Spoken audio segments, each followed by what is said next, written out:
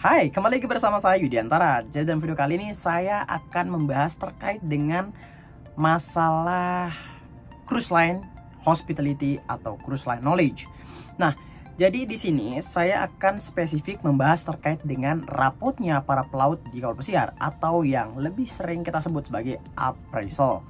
Jadi di sana appraisal ini merupakan sebuah formulir yang dimana di dalamnya terdapat nilai ataupun performa kerja kita selama berada di kapal pesiar.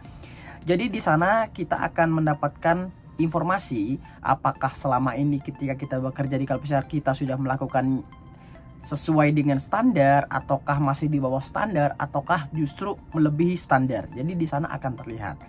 Nah, kemudian apa manfaatnya? Jadi tujuan daripada appraisal ini adalah untuk mengetahui istilahnya kemampuan ataupun ability ataupun istilahnya performance dari setiap kru, sehingga ketika nanti kita ingin melamar kerja di kapal pesiar atau ingin kembali lagi untuk mengambil kontrak berikutnya, maka nilai daripada appraisal itu akan menjadi bahan pertimbangan apakah nilainya bagus ataukah nilainya jeblok. Nah, ketika misalnya nilai appraisal atau nilai raport kita itu jeblok, maka otomatis ketika kita ingin melamar di perusahaan lain, kemudian ditanya appraisal kita sebelumnya seperti apa, kemudian dilihat nilainya jeblok, maka mereka pun juga akan berpikir untuk menerima. Jangankan perusahaan lain, bahkan company kita sendiri pun yang sebelumnya mengeluarkan appraisal, ketika mereka melihat appraisal kita misalnya jeblok, maka itu akan membuat perusahaan juga berpikir dua kali untuk menerima, kecuali memang jika tidak ada pilihan mungkin akan diterima. Karena tentunya ketika kita bekerja di kapal pesiar, kita tidak bisa hanya sekedar bekerja asal-asalan, yang penting gaji masuk, finish story. Tidak seperti itu.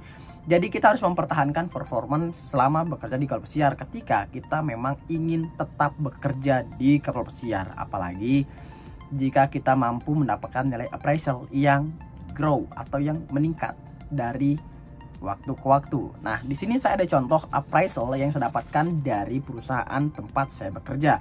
Saya tidak menyebutkan di perusahaan apa atau di kapal apa karena saya tidak mau menyebut nama perusahaan dalam video saya karena itu sifatnya terlalu privacy. Nah, kemudian di sini ada beberapa hal yang dinilai. Di sini ada 15 hal yang dinilai. Pertama, terkait dengan masalah job knowledge. Ini dinilai. Kemudian terkait dengan masalah pemahaman terkait dengan perusahaan. Kemudian terkait dengan masalah kepedulian terhadap keselamatan dalam bekerja. Itu juga dinilai. Kemudian kondisi tempat kerja. Apakah tertata dengan rapi, apakah berantakan, apakah hancur, itu dinilai. Kemudian kemandirian itu juga dinilai. Apakah kita orang yang mandiri dalam bekerja atau seperti apa. Kemudian integritas kita selama bekerja seperti apa. Apakah kita totalitas selama bekerja ataukah kita cuma setengah-setengah selama bekerja. Itu juga dinilai. Kemudian inisiatif. Kemudian motivasi kerja kita juga dinilai. Apakah kita memang orang yang termotivasi untuk bekerja atau hanya sekedar kerja atau hanya sekedar absen. Itu juga dinilai. Kemudian terkait dengan keramah tamahan atau friendly, ini juga dinilai. Kemudian terkait dengan kemampuan untuk berinteraksi atau bersosialisasi dengan orang di sekitar, ini juga dinilai. Kemudian terkait dengan kemampuan untuk menerima kritikan, ini juga dinilai. Apakah dia orangnya mudah upset ketika dikritik atau dia terbuka terhadap kritikan, ini juga dinilai. Kemudian timekeeping, ini terkait dengan masalah tepat waktu, ataukah dia suka molor ketika kerja atau seperti apa, itu juga dinilai. Kemudian ada masalah uniform atau masalah seragam, apakah dia seragamnya benar ataukah ancur-ancuran ataukah nggak rapi segala macam, itu dinilai juga. Kemudian terkait dengan masalah kedisiplinan, ini pasti juga dinilai. Kemudian terkait dengan bahasa, itu juga dinilai. Kalau di tempat saya bekerja itu bahasa nilai ada dua, yakni bahasa Jerman dan bahasa Inggris. Itu juga dinilai apakah bahasanya bagus atau bahasanya perlu diimprove ataukah bahasanya sudah perfect, itu juga akan dinilai.